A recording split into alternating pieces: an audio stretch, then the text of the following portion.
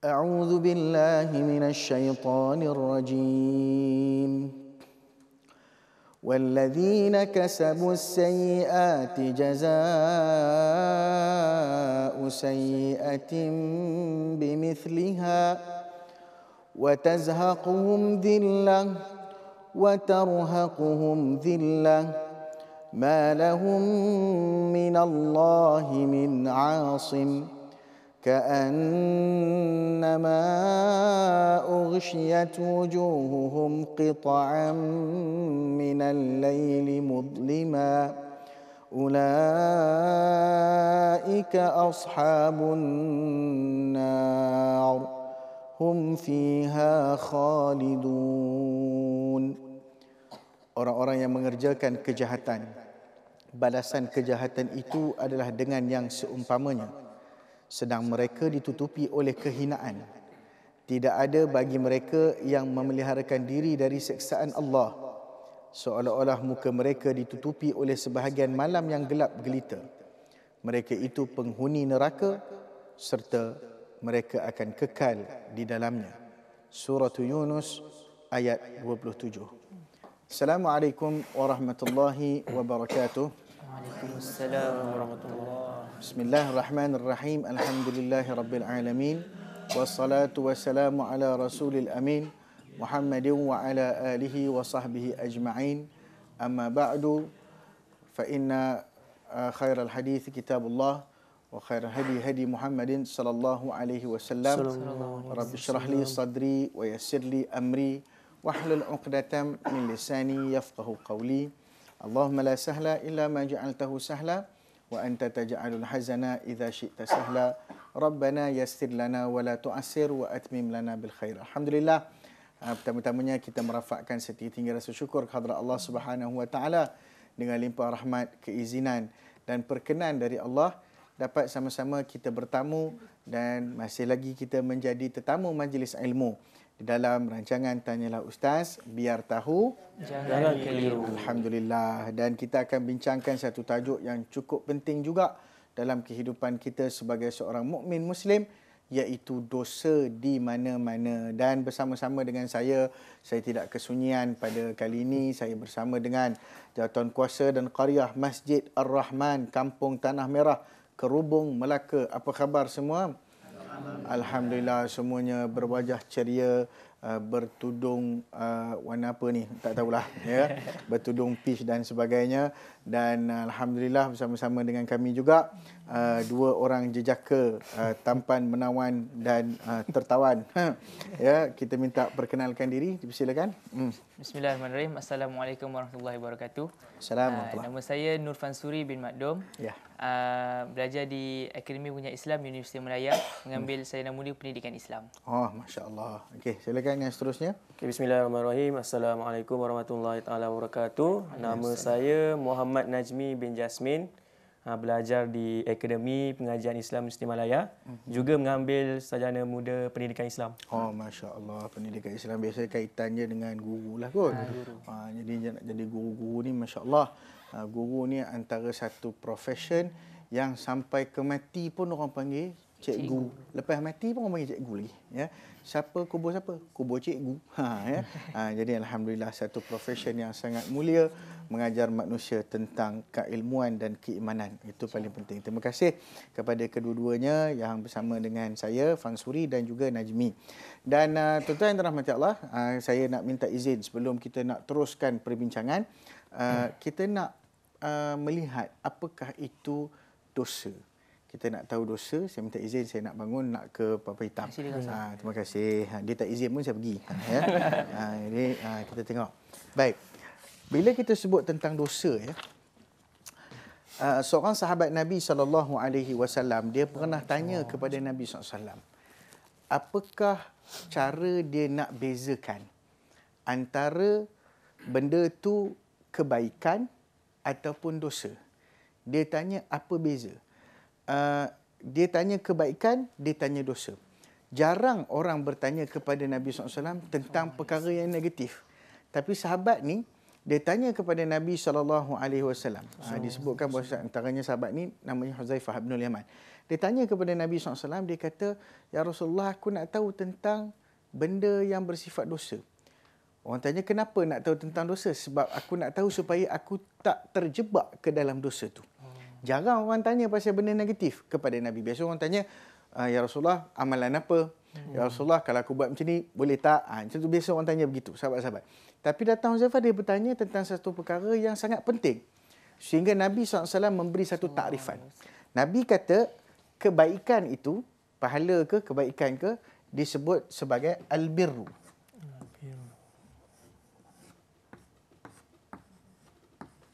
Okey. Albirru bukan alharru birru. Tak. Ini albirru, kebaikan. Albirru ini, kebaikan itu kata Nabi, matma'anna ilaihil qalbu. Afwan, matma'anna ilaihin nafsu. Maknanya, ni gambar apa? Gambar hati lah, senang. Kita pakai gambar-gambar je, ya, tak payah tulis-tulis banyak. Albirru ni sesuatu yang jiwa kita rasa tenang dan hati kita rasa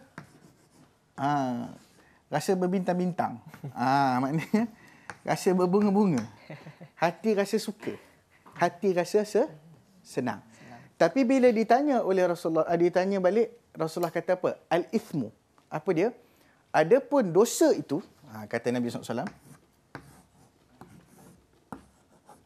dia pun tak apa nak tulis pasal dosa. Okay. Al-ithmu apa dia? Dosa ni, apa dia kata? Nabi kata, mahaka fin nafsi wa taraddada fil qalbi. Mahaka fin nafsi wa taraddada fil qalbi atau taraddada fil sadri wa karihta an yattali'a alaihin nas. Maksud dia apa? Nabi kata, apa yang kamu rasa gatal dalam jiwa kamu. Gatal tu maksud kalau nak buat tu tak selesa. Rasa gatal. Rasa ada masalah. Dan wataraddad, dan kamu sentiasa rasa macam nak buat ke tak buat, ragu-ragu. Nak buat tak buat, nak buat tak buat, nak buat tak buat. Itu dosa. Dan engkau benci kalau perbuatan itu dilihat oleh manusia. Jadi kita tahu dah sekarang ni nak beza antara dosa dengan pahala. Dosa dengan pahala. Jadi moga-moga bila satu kaedah ataupun suatu guideline, garis panduan yang diberikan oleh Nabi SAW sendiri kepada kita, kita boleh ikut. Kita dah tahu dah, maknanya kalau pahala, kalau kita tengah buat pahala, orang tengok, kita suka tak? Suka. Oh, suka kita. Hebat. Maknanya seorang, kita tengah duduk semayang sunat, orang tengok kita semayang, kita rasa, ya Allah, dia tengok aku semayang. Pernah berlaku satu hari pada Abu Hurairah radhiyallahu anhu, dia semayang, tiba-tiba orang datang, orang tengok dia semayang, dia rasa macam bangga sikit. Lalu dia pergi tanya Nabi SAW, boleh tak aku macam tu? Aku rasa bangga. Salah tak aku rasa bangga? Nabi kata, tak. Sebab engkau mula-mula buat tu, engkau inginkan keredaan Allah. Tapi bila datang orang kamu rasa orang tu tengok kamu rasa bangga, dan orang tu ikut pula kamu. Maka kata Nabi, kamu ada dua pahala, ajrus sirri wa ajrul alaniyah. Satu pahala kamu senyap-senyap tadi, satu pahala orang ikut kamu. Okey, silakan. Saya nak tanya satu soalan ni. Alright. Adakah dikira berdosa, Ustaz? Sekiranya secara tidak sengaja terdetik dalam hati kita ni memperkecilkan seseorang, mungkin dari segi kekurangan fizikalnya dan sebagainya. Okey, katalah memperkecilkan. Kalau memperbesarkan, macam mana pula? Okey. Allah Subhanahu Wa Taala sebut dalam Al-Quran sebagai panduan kepada kita. Tuan-tuan kalau buka suratul Hujurat, suratul Hujurat ni surah yang cerita tentang etika kemanusiaan. Tentang cara bercakap, tentang cara berkomunikasi, tentang cara sangkaan kepada manusia, tentang buruknya mencela dan juga menghina sesama manusia. Allah sebut, ya ayyuhalladzina amanu la yaskhar qaumun min qaumin asa an yakunu khairan minhum, sehingga akhir ayat. Wahai orang yang beriman, jangan kamu cela satu kaum mencela kaum yang lain. Mungkin kaum tu lebih hebat.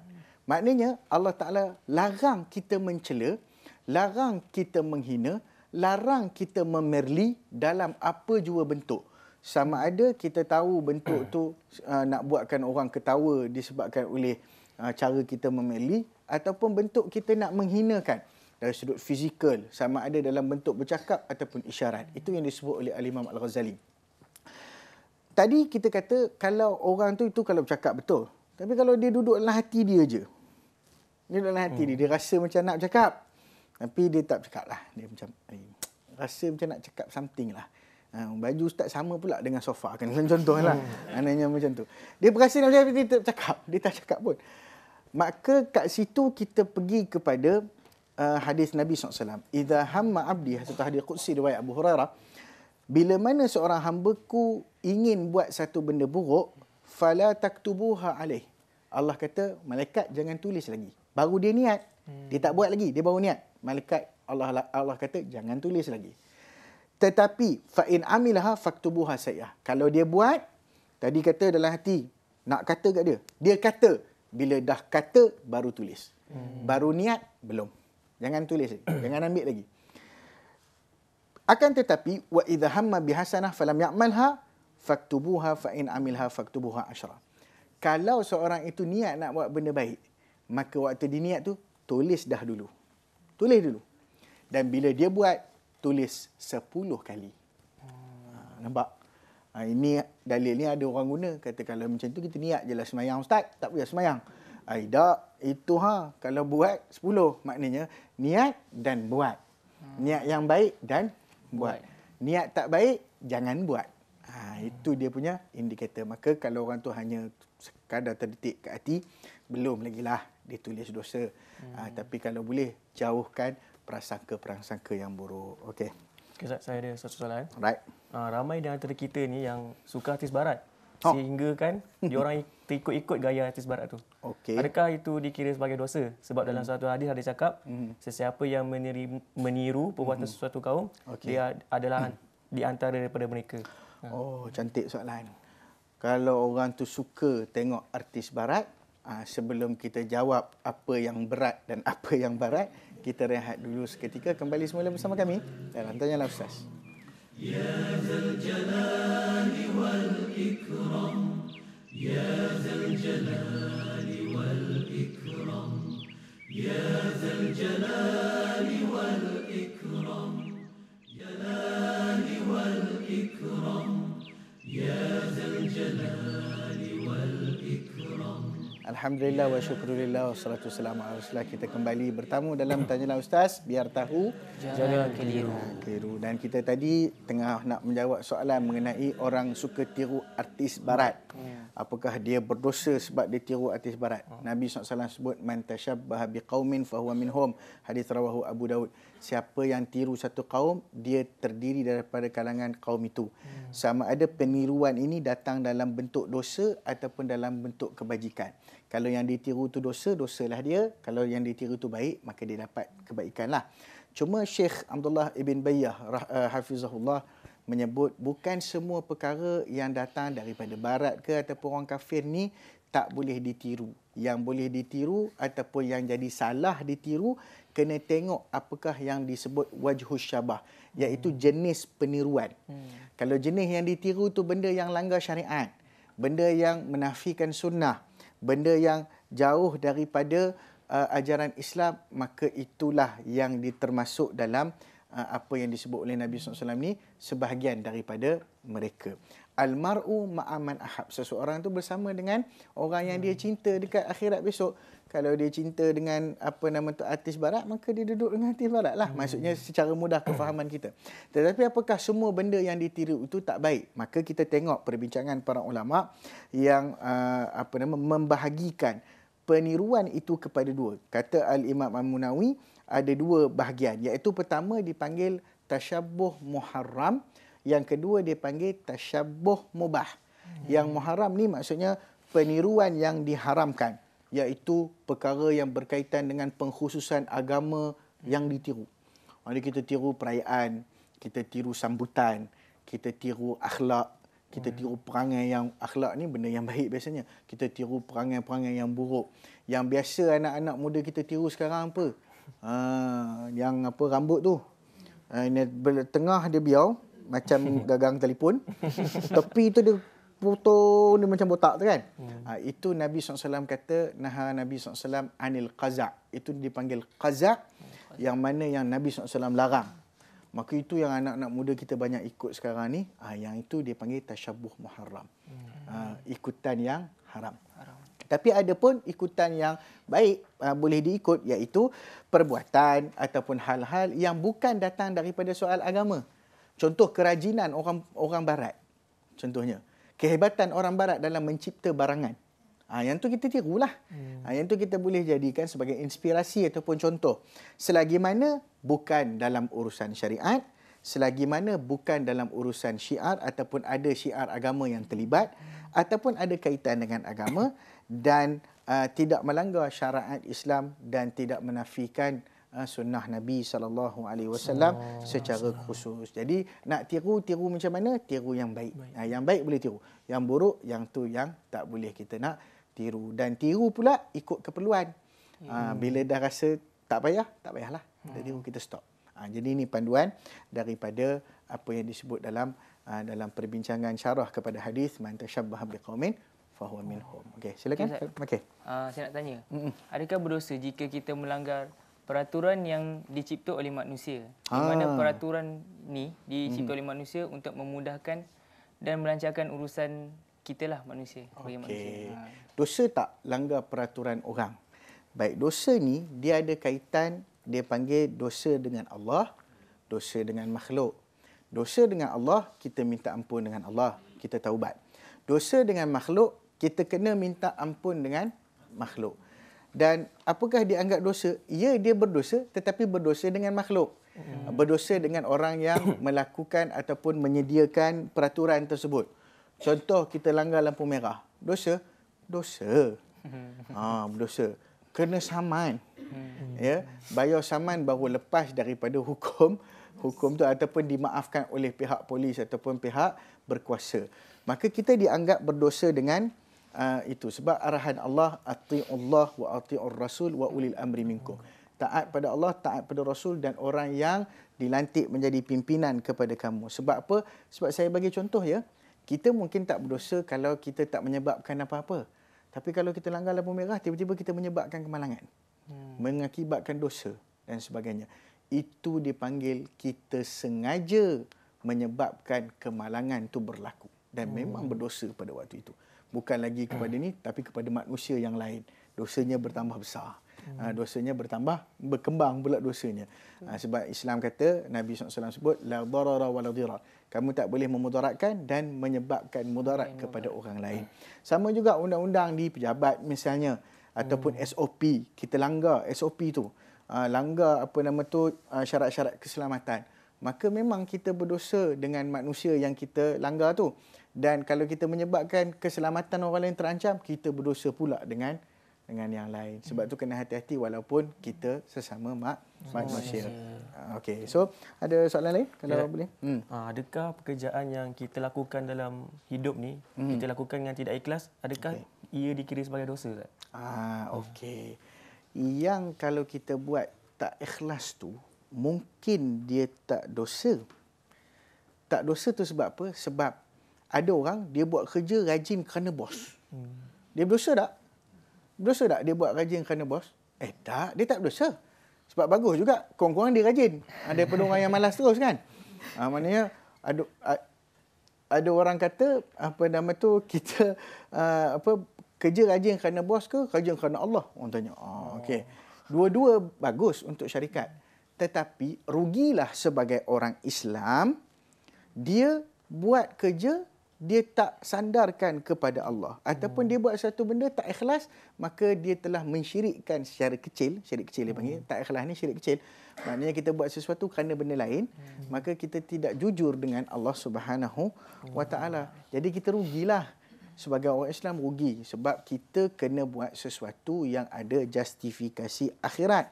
Kita kena sudahkan pandangan kerja kita kepada pandangan akhirat. Jangan jadi sekular dalam keadaan kita tak sedar. Sekular ni apa? Orang yang pisahkan antara dunia dengan akhirat. Urusan agama dipisahkan dengan dunia. Ustaz, bab bawa kereta pun jadi, ya betul.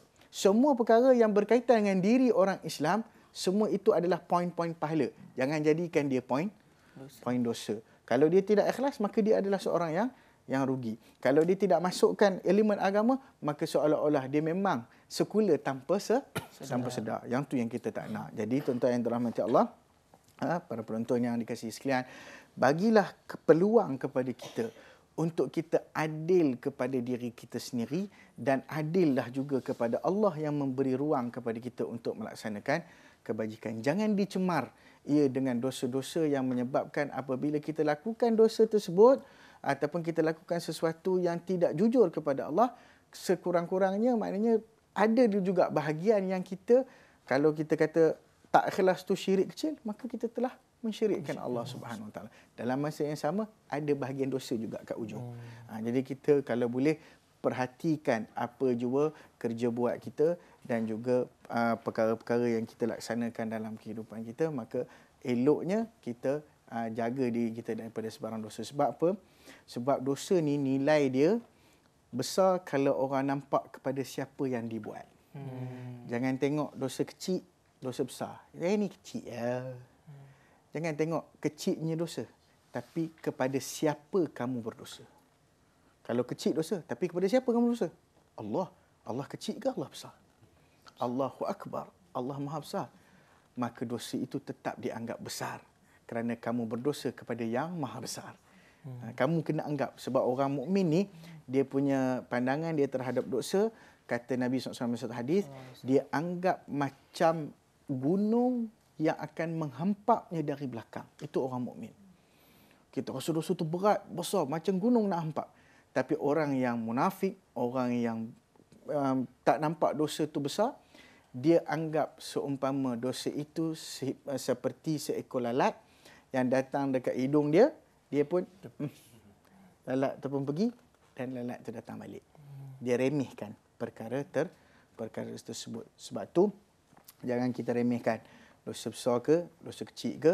Sebab tuan-tuan ya, kalau kita cubit telinga anak kita, tak apa, kita besar, dia kecil. Cuba kita cubit telinga raja. Macam. Perbuatannya tu cubit. Tapi cubit siapa? Bukan takat raja. Cubit ketua kampung pun. Cubit ketua kampung pun. Kita pergi, Assalamualaikum Tuan Ketua Kampung. Apa dia? Cubit telinga sikit. Silap ketua kampung tu halau daripada kampung. Apatah lagi apatah lagi menteri besar ke, apatah lagi menteri ke, apatah lagi raja ke, apatah lagi siapa, dan sudah tentulah Allah Subhanahu Wa Taala. Sebab tu kita kena jaga semua perkara ni agar kita tidak meremehkan walau satu pun dosa, sama ada dia kecil, sama ada dia besar, kita anggap semuanya itu. Sebab kalau kita nak terselamat daripada neraka Allah, satu dosa pun kita akan rasa, Allah, alangkah baiknya kalau aku tak buat benda ni dulu. Alangkah baiknya. Sebab macam orang nak lulus periksa lah. Satu dia ingat tak besar. Kata satu besar tak, satu markah. Satu markah kecil. Tapi begitu bermakna bagi orang yang dapat 39. Sebab apa? Sebab nak lulus 40. Betul? Begitu juga dengan orang yang nak dapat A+ dengan A tolak contohnya. Dia rasa Allah, dia akan menyesal dengan perkara yang kecil. Begitulah dosa, jangan diremehkan, sebab mungkin kerana satu dosa itu kamu tertarik ke dalam neraka Allah. Mungkin kerana satu dosa kita mendapat bala bencana. Dan jangan kita lupa bahawasanya dosa kita tu dia ada kaitan dengan kehidupan. Dia ada kaitan dengan rezeki. Buat dosa, Allah tarik hidup, Allah tarik rezeki. Bukan rezeki yang telah dapat. Rezeki yang telah dapat mungkin dah dapat. Tapi rezeki yang dah confirm dapat pun Allah boleh tarik. Hati-hati dengan dosa. Jangan ke mana-mana, kita berehat seketika. Kembali semula bersama kami dalam Tanyalah Ustaz. Ya Zal Jalali wal Ikram, Ya Zal Jalali wal Ikram, Ya Zal Jalali wal Ikram, Ya Zal Jalali wal Ikram. Alhamdulillah wa syukurillah wa salatu wassalamu ala Rasulillah. Kembali semula kita bersama dalam Tanyalah Ustaz. Biar tahu, jangan keliru. Alhamdulillah, belum lagi keliru kita ni, insya-Allah taala. Cumanya kadang-kadang manusia keliru antara nak memilih dosa dengan pahala. Kadang-kadang manusia keliru sama ada dia nak buat dosa ataupun tak nak buat. Sebab semua itu berada dalam pilihan kita sendiri manusia. Sebab itulah Allah Subhanahu Wa Taala tetapkan kenapa ada syurga, kenapa ada neraka. Dia ada tujuan yang memang Allah Ta'ala maha mengetahui hikmahnya. Dan kita sendiri akan tahu bahawasanya betapa adilnya Allah ada neraka. Kadang-kadang orang yang bersalah terlepas dekat dunia. Di mana nak diadili dia dengan kita ni? Di mahkamah Allah Ta'ala. Sebab tu ada neraka, kita rasa tenang hati. Bukan tenang hati sebab nak masuk neraka tu. Tenang hati kalau kita dizalimi, ada tempat balasannya. Itulah kita punya pertimbangan-pertimbangan kita. Moga-moga kita terselamat daripada sebarang dosa. Okay? Ustaz, saya nak tanya. Ni mengenai soal buruk sangka lah. Okey. Okey Ustaz. Kalau macam mana Ustaz kalau kita ni berdosa ke kalau kita ada buruk sangka kat orang dengan tujuan kita nak hati-hati? Contohnya kita tengok seorang yang tak kenal lah. Ataupun orang yang nampak muka mencurigakan. Tengok muka rupa-rupa hati dalam taman, ya. Tengok muka macam WWF punya. Muka tak boleh percaya. Okey. So boleh tak kita dosa tak kita buruk sangka? Baik. Bab sangkaan ni dia ada dua. Satu dia panggil husnuzan, satu dia panggil su'uzan. Su'uzan itu buruk sangka. Bila kita sebut buruk sangka, iaitu kita telah meletakkan sesuatu yang tidak baik ataupun sesuatu nilai yang tak betul kepada sesiapa. Maknanya itu buruk sangka. Dia buat sesuatu, kita dah rasa ini semua ni memang bukan rajin ni, saja nak jack boss ni, contoh. Itu buruk sangka. Tapi dalam bab berhati-hati, para ulama sebut tidak ada ta'arud. La yata'aradu baina husnil dhanni wal hadar. Hati-hati ni nama apa dalam Islam? Dia panggil al-hadar. Tidak ada suatu pertentangan antara buruk sangka dan hazar. Antara baik sangka dengan hazar. Maknanya baik sangka, kita baik sangka dengan orang. Hazar ni apa dia? Kita hati-hati dengan orang. Satu asar daripada Umar bin Al-Khattab radhiyallahu taala anhu. Umar kata, lastu bi khabbin walal khabbu yakhdi'uni. Maknanya aku sendiri bukanlah seorang yang menipu ataupun memperdaya, dan aku takkan biarkan diriku ditipu ataupun diperdaya. Nampak? Kaedah Umar menjelaskan bahawasanya kalau kita nak berhati-hati dengan orang. Misalnya hari ni orang datang offer dekat kita, ini kak, ajar, ni bagus ni, masuk ni. Ini ramai ustaz masuk ni. Contohnya. Pelaburan ni ramai ustaz masuk ni. Akak tak masuk, akak rugi. Tidak bersama dengan mereka yang soleh. Tu dia. Kita kena hati-hati. Mungkin dia ni nak ambil duit kita tanpa ni dan sebagainya. Kita pula jahil, tak tahu misalnya. Hati-hati. Lebih baik. Tak apalah. Walaupun ustaz-ustaz ramai masuk, tak semestinya benda tu betul. Kita cakap macam tu. Dia kata takkan tak percaya kat ustaz. Saya percaya kat ustaz, yang saya tak percaya dekat awak. Kadang-kadang kejujuran itu lebih indah.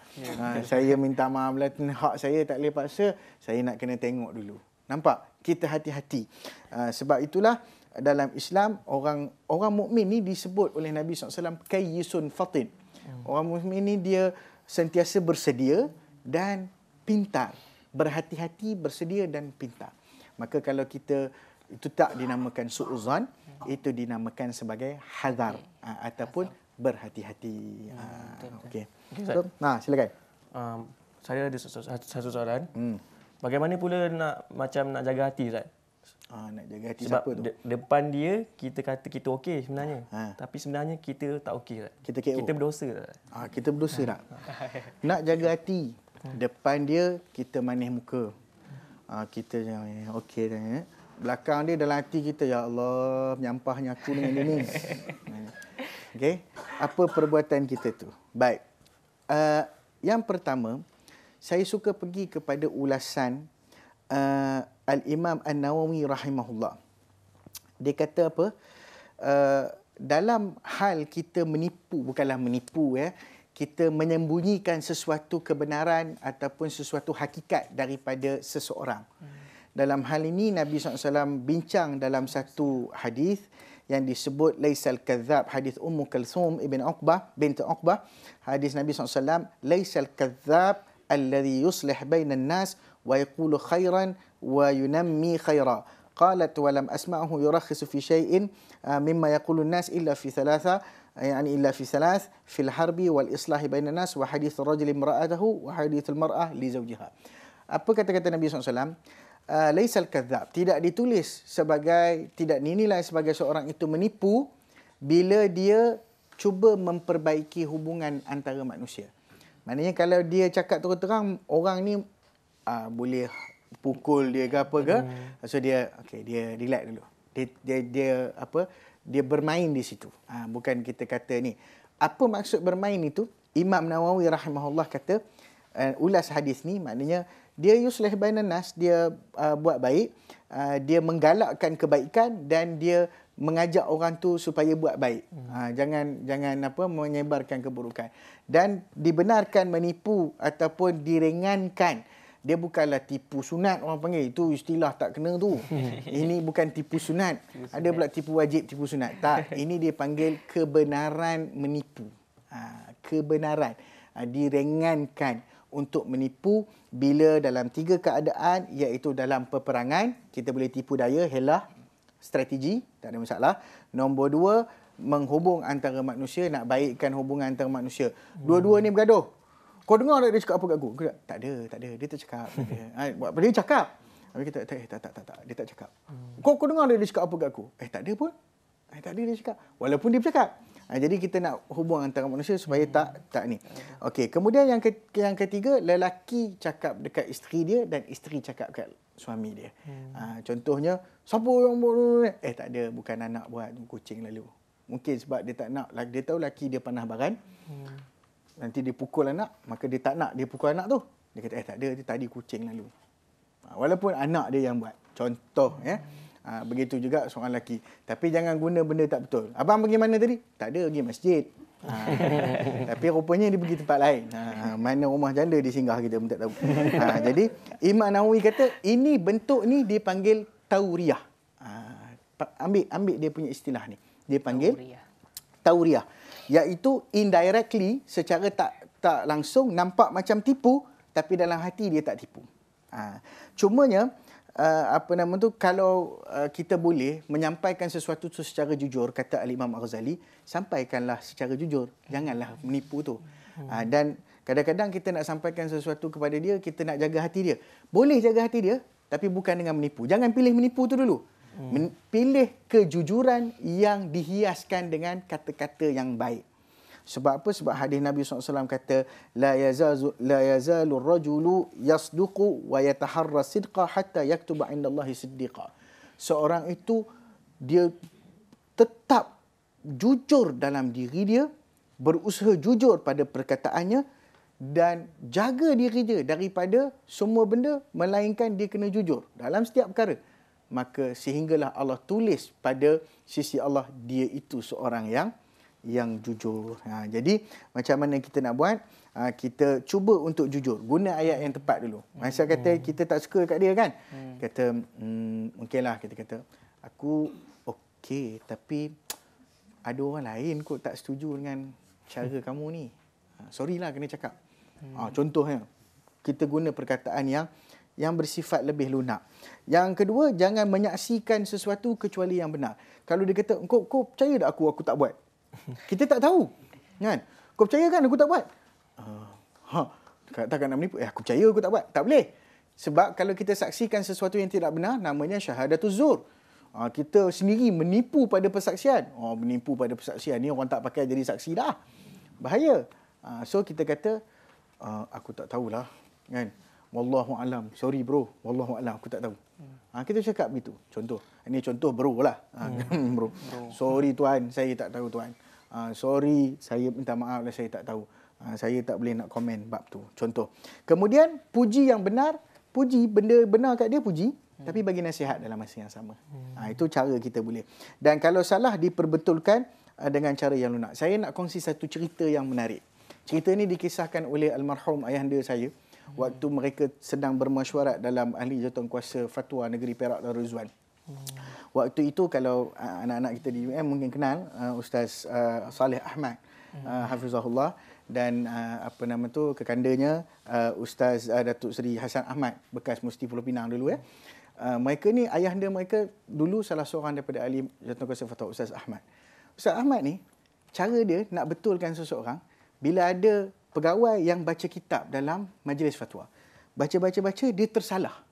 Dia salah. Tapi cara Ustaz Ahmad ni nak betulkan macam mana? Dia kata, akhi, saudara, ulang balik hang baca apa? Dia pun orang belah utara kan? Orang belah Perak, belah utara. Ulang balik, tolong ulang balik. Kawan tu ulang, orang tu ulang, dan dia betulkan. Sebab dia tahu yang disuruh ulang tu sebab dia salah. Dia tak kata, salah, baca pun tak erti. Tak. Tapi dia kata apa? Ulang balik. Sehingga kawan tu ataupun orang tu betulkan bacaan dia dan bacaan tu tepat dan betul. Itu contoh yang kita boleh ambil daripada pengalaman-pengalaman para ulama. Ya? Berhikmah. Hikmah. Dia ada cara yang hikmah, cara yang cerdik, cara yang baik dan cara yang begitu lembut untuk disampaikan kepada orang. Sebab menipu ni bukanlah satu perkara yang terbaik sebenarnya. Dan kalau kita tahu bahana daripada hasil menipu, bila kita menipu sekali, dia akan berjangkit. Kita akan menipu juga pada tempat yang lain. Dan bila kita tipu orang, orang juga boleh tipu kita. Bila kita tidak jujur pada orang, orang juga tidak akan jujur kepada kita. Kama tadinu tudan, sebagaimana kamu buat, begitulah akan dibalas perbuatan kamu. Maka jangan ke mana-mana. Jangan ke mana-mana. Nanti kalau kita tinggal rancangan ni, kita pula kena tinggal. Kita rehat seketika, kembali semula bersama kami. Ya Zal Jalali wal Ikram, Ya Zal Jalali wal Ikram, Ya Zal Jalali wal Ikram, Zal Jalali wal Ikram, Ya Zal Jalali wal Ikram. Alhamdulillah wa syukurulillah wa salatu wassalamu ala Rasulillah. Kita kembali bertamu dalam majlis ilmu Tanyalah Ustaz, biar tahu jangan keliru. Dan kita terus membincangkan perkara yang berkaitan dengan dosa yang boleh jadi di mana-mana saja. Okay, sebab bila kita sebut dosa, dia ada kaitan dengan diri kita, dengan hubungan kita, dengan keadaan semasa kita, dengan keluarga kita, dengan mungkin barang-barang yang kita gunakan. Jangan kata kita ni tak ada kaitan dengan benda-benda yang kita hidup sekeliling kita. Sebab tu bumi apabila di akhirat kelak, Allah Ta'ala sebut dalam suratul Zalzalah. Semua hafal surah Zalzalah kan? Idza zulzilatil ardu zilzalaha wa akhrajatil ardu athqalaha. Tatkala bumi mengeluarkan beban-beban bumi. Ditanya oleh para sahabat, apakah beban bumi? Dijawab oleh ulama-ulama dari kalangan sahabat, beban bumi itu adalah isi bumi terdiri daripada manusia-manusia, mayat-mayat manusia. Kita ni disifatkan oleh Allah sebagai beban bumi. Jadi jangan kita bebankan lagi bumi dengan dosa kita. Sebab tu dosa dia ada kaitannya.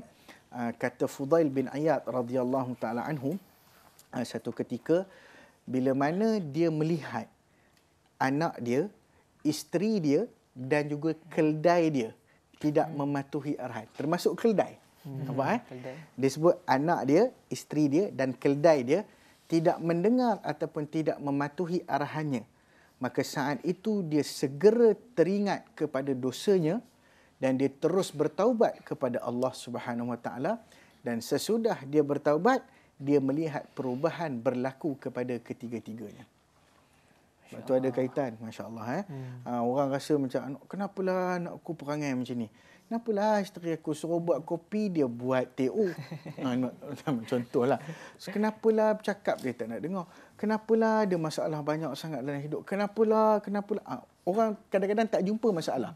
Wa man a'rada an zikri fa inna lahu ma'isyatan dhanka. Siapa yang jauh pada mengingati Allah, maknanya buat dosa, Allah bagi dia hidup yang sempit, hidup yang tak selesa.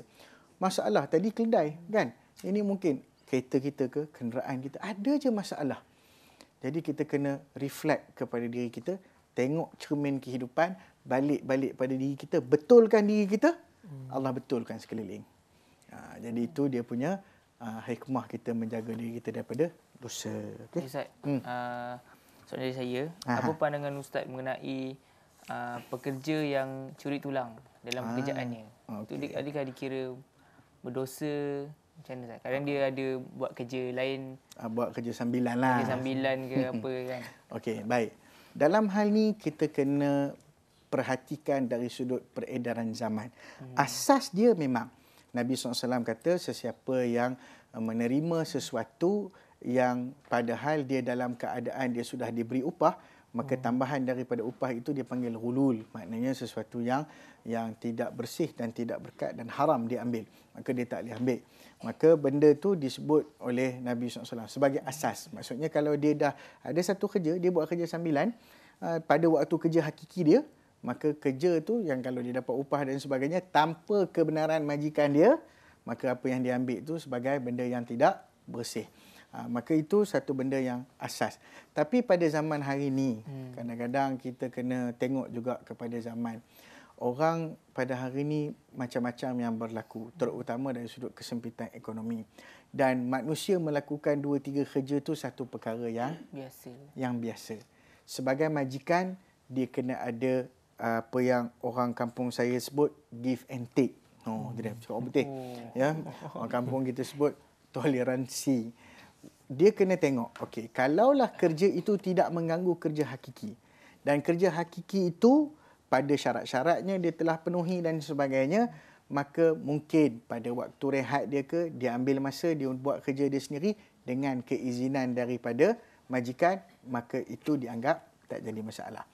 Poinnya, bincang dengan majikan. Boleh tak? Saya dah selesai kerja saya, bos. Boleh tak saya nak ambil masa untuk ni? Kalau bos benarkan, pergi.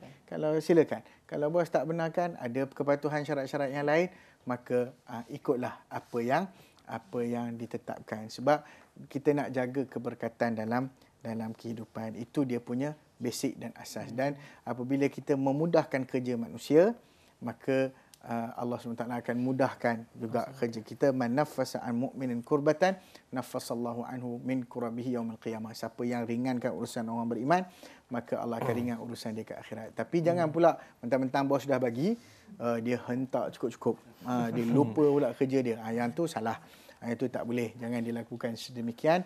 Yang terbaik adalah kita mengutamakan rezeki ataupun kerja utama kita. Dan sambilan-sambilan tu, jika ada masa, jika dibenarkan, diizinkan, bincanglah. Sesungguhnya banyak benda yang boleh kita selesai dengan bincang dan banyak benda juga tak selesai kalau tak bincang. Okey, wallahualam. Okay, saya ada satu soalan. Alright. Dalam kehidupan seharian, Ustaz, kita akan buat banyak perbuatan. Dan di antara perbuatan dalam kehidupan seharian kita tu, ada dosa yang kita dapat tanpa kita sedar. Jadi adakah dosa yang kita dapat tanpa kita sedar ni dapat menjejaskan pahala amal ibadat kita? Alright. Dalam kehidupan kita, betul, soalan tu memang cantik. Dia panggil, kita kata dalam kehidupan kita ni ada dosa yang kita pilih, ada dosa yang kita bukan terpilih tapi terpaksa. Terpilih pula buat dosa, ya.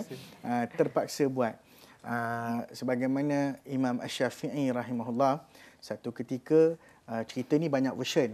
Saya ambil salah satu version. Dia terlihat aurat wanita di pasar katanya. Dia terlihat aurat wanita yang tersingkap dan sebagainya. Maka dia terlihat. Lalu dia mengadu kepada gurunya, syakautu ila waqi'in su'a hifzi fa arsyadani ila tarkil ma'asi. Aku mengadu kepada waqi' guruku tentang kekurangan hafalan. Biasanya dia tengok yang sebelah muka surat dia dah hafal. Itu lajunya hafalan Imam Syafi'i. Tapi hari itu dia tengok sebelah tu aja dapat hafal. Yang sebelah tak boleh nak hafal. Contohnya, kita tengok banyak kali pun tak hafal lagi. Itu kita. Ya? Banyak dosa kita. Masya Allah. Jadi, dia ada kaitan sebenarnya. Dia ada kaitan. Dia akan menjejaskan kredibiliti yang lain. Dia akan menjejaskan kredibiliti yang lain. Cuma, apakah kita dianggap berdosa secara langsung? Tidak. Kita tidak berdosa secara langsung. Sebab itu dalam bab akidah, af'alul ibad, perbuatan hamba, dia ada dua. Satu dia panggil ikhtiari, satu dia panggil ghairu ikhtiari. Satu dia panggil pilihan, satu bukan pilihan. Jadi yang bukan pilihan itu tidaklah muakhazah atas dia, maknanya tak diambil atas dia, tetapi tetap juga dianya satu dosa lah. Kita anggap dia memang satu dosa yang dilakukan secara tidak sengaja, tetapi cara nak hapuskan dia macam mana? Sebab tu ulama-ulama salafun salih, mereka, kita semua akan terdedah. Buka mata je terdedah pada dosa. Buka mata je kita terdedah pada dosa. Tak nak dengar lagu ronggeng, terdengar dekat radio. Terdengar, bukan sengaja dengar. Ya, tak nak. Masya Allah.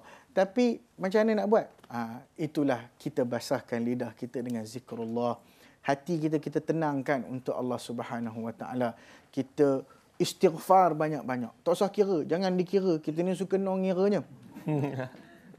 Tak cukup lagi. Ya? Sebab tu jangan kira, banyakkan zikrullah tanpa dikira.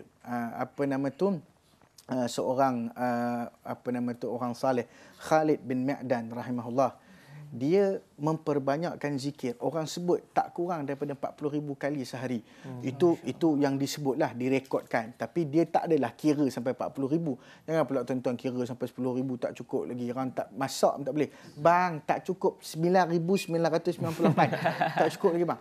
Tak payah kira. Buat je. Jalan. Buat je. Tanpa kita kira, kita jalan je. Khalid bin Ma'dan, dia sentiasa berzikir. Bukan berzikir je duduk kat masjid. Tak, buat kerja lain. Buat. Tapi dalam masa sama berzikir, dia berzikirlah dengan tangan dia. Bila dia mati, dibaringkan nak mandi tu, dilihat tangan dia begitu. Masya-Allah. Dah mati dah ni. Orang kata, hebatnya. Tuan-tuan, dalam segi saintifik, saintifik pula, dia panggil muscle memory. Ingatan otot.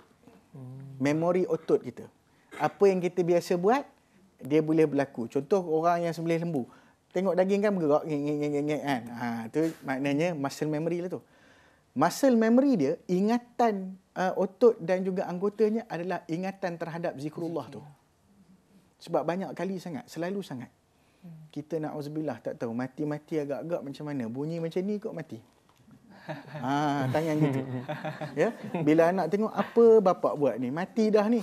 Bila letak handphone, ya Allah, ngam-ngam handphone. Ya.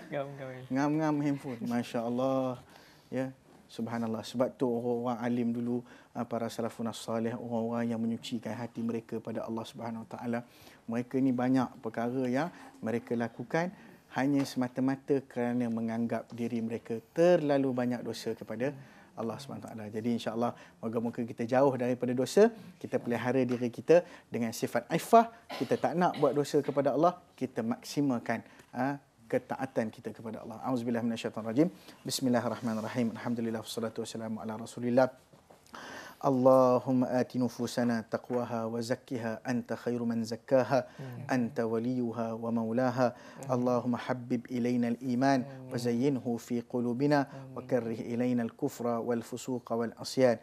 Ya Allah, berikanlah kepada hati kami ketakwaan dan keindahan, dan sucikanlah hati kami ya Allah. Engkaulah yang berhak menyucikan. Ya Allah, hiasilah jiwa dan diri kami dengan keimanan. Jadikanlah kami benci kepada kefasikan, kekufuran dan juga kemaksiatan. Rabbana atina fid dunya hasanah wa fil akhirati hasanah wa qina adzabannar. Alhamdulillah rabbil alamin. Semoga kita dilindungi dalam rahmat Allah. Wallahu taala alam. Aqul qouli hadza wa astaghfirullah li wa lakum. Sehingga bertemu lagi. Assalamualaikum warahmatullahi wabarakatuh.